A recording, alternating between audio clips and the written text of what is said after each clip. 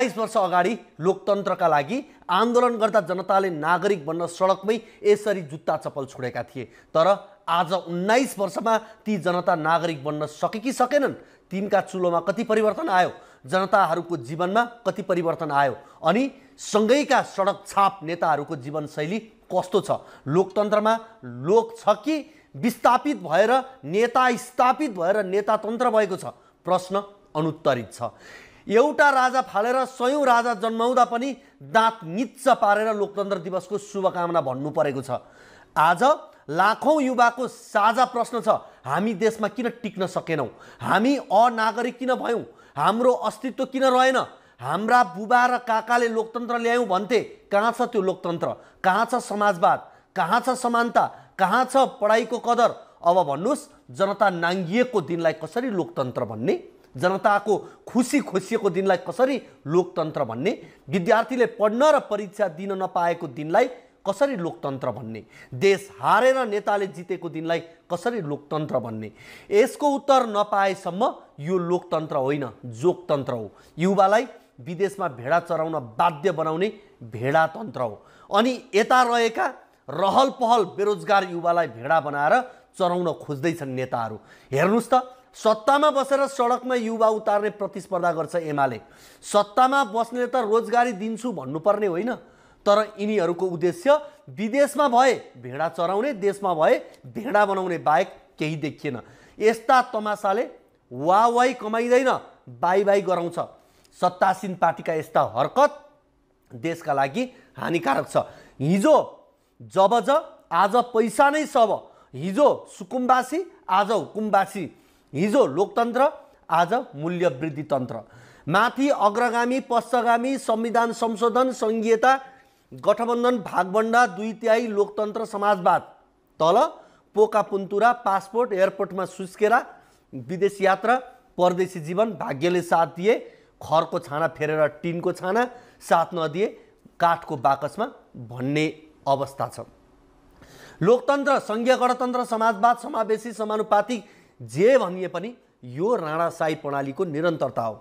एउटा फरक चाहिँ छ, त्यति बेला भ्रष्टाचार गर्नेलाई कठोर सजाय दिन्थ्यो, अहिले मन्त्री बनाइन्छ। हामी कहाँ जाँदैछौँ, कुन पथमा हिँड्दैछौँ? न लोकतन्त्र जस्तो छ, न समाजवाद जस्तो छ, न माओवाद जस्तो छ, न लेलिनवाद जस्तो छ। यहाँ त मात्रै ठगवाद देखिन्छ। लोकतान्त्रिक देश भन्ने, लोकतन्त्रका लागि लडेको भन्ने, अनि ज्ञानेन्द्रले बोल्न नहुने। यो कुन प्रजातिको लोकतन्त्र हो महोदय? यो तस्बिर पनि हेर्नुस् त। 25 करोड रुपियाँ खर्च गरेर पोखरा 3 नदीपुरमा बन्दै गरेको गण्डकी प्रदेश सभा भवनको 3D डिजाइन हो। भवनले गण्डकी प्रदेशका जनतालाई के दिन्छ थाहा छैन, शास्त्रीय हैरानी चाहिँ अवश्य दिन्छ। तुइनमा हिँड्ने गण्डकीमा 25 करोड लगानीमा गण्डकीको संसद भवन, मेयर भवन, वडाध्यक्ष भवन बनाइराख्ने र जनतालाई तुइनमा झुन्ड्याइराख्ने हो भने यसलाई लोकतन्त्र होइन, शोकतन्त्र भनिन्छ। लोकतान्त्रिक संस्कारमा सुशासन पर्छ, तर यहाँ शासन सुशासन त कहिले थियो र? सधैँ कुशासन बनेको छ। भ्रष्टाचार, मोलमोलाई, कमिसनको यात्रा, यत्रा काण्ड छन्, सबै छानबिन हुँदैनन्। पार्टीभित्र प्रश्न उठ्दैन, संसदमा छलफल हुँदैन। अख्तियार दुरुपयोग अनुसन्धान आयोग आफै हारिरहेको छ। ऊ राजनीतिक छायाभित्र लुटपुटिएको छ। ऊ आफ्नो अस्तित्वको अनुसन्धान गर्ने अवस्थामा छ। निष्पक्ष रूपमा न्यायिक निरूपण गर्नुपर्ने अदालत विवाद र ढिलासुस्तीको पर्याय बनेको छ।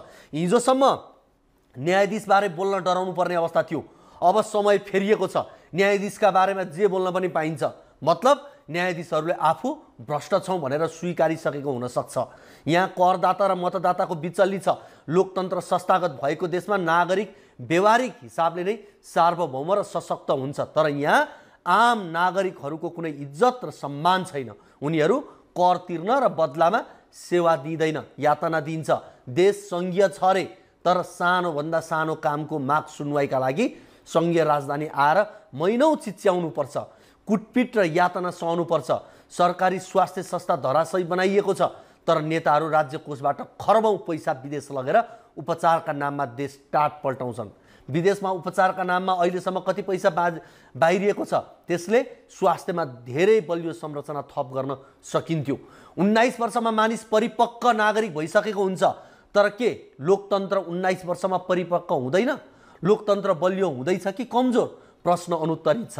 पार्टीमा लोकतन्त्र छैन, देशमा लोकतन्त्र ल्यायौँ भन्छन्, लोकतन्त्रलाई लाज हुने गरी बोल्छन्। उत्तर कोरियामा लोकतन्त्र छैन भन्छन् तर पानीमुनि प्रहार गर्ने आणविक हतियार प्रणालीको परीक्षण गर्छ। नेपालमा लोकतन्त्र छ तर मान्छेलाई शुद्ध पिउने पानी छैन।